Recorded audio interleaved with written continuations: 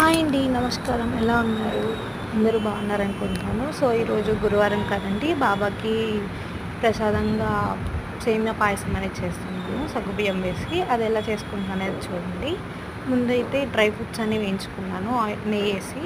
So, dry fruits వేయించుకున్నాక సేమియా కూడా నెయ్యిలో వేయించుకున్నాను. ఇక్కడ ఏం చేస్తున్నానంటే నేను ఎంత సేమియా ఉడకడానికి ఎన్ని నీళ్ళైతే పడతాయో అన్ని నీళ్ళు కొంచెం ముందుగానే స్టవ్ మీద కాగబెట్టుకున్నాను అనమాట. ఆ వాటర్ దీంట్లో పోసేస్తున్నాను. పోసేసి సగ్గుబియ్యం ముందుగా నానబెట్టుకున్న సగ్గుబియ్యము కుక్కర్లో వేసి మూత పెట్టేసానండి. సో, మనం ఇలా మూత పెట్టుకున్నప్పుడు మనకి సేమియా అనేది త్వరగా ఉడుకుతుంది. మెత్తగా అవ్వకుండా అతుక్కుపోకుండా త్వరగా ఉడుకుతుంది. ఇంకో పక్క బెల్లంలో నీళ్లు పోసి బెల్లం కరగబెట్టుకున్నాను. అండ్ పాలు కూడా కాగబెట్టేసుకున్నాను పనిలో పని అని చెప్పేసి.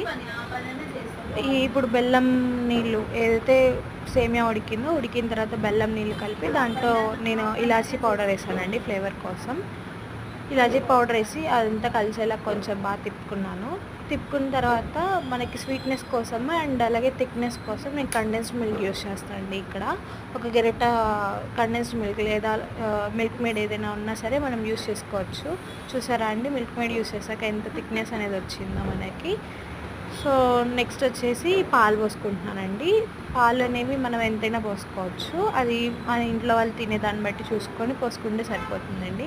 సో, పాలు పోసుకున్నాక 1కి 2 సార్లు తిప్పేసుకొని ఇంకా మనం వేయించుకున్న డ్రై ఫ్రూట్స్ అవన్నీ వేసేసి స్టవ్ ఆఫ్ చేసుకుంటే సరిపోతుంది.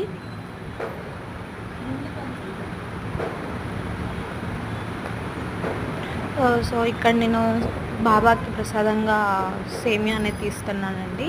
సో, ప్రతి వారం నేను బాబాకి ఏదో ఒక ప్రసాదం తీస్తూనే ఉంటాను. ఓకే అండి, బాయ్.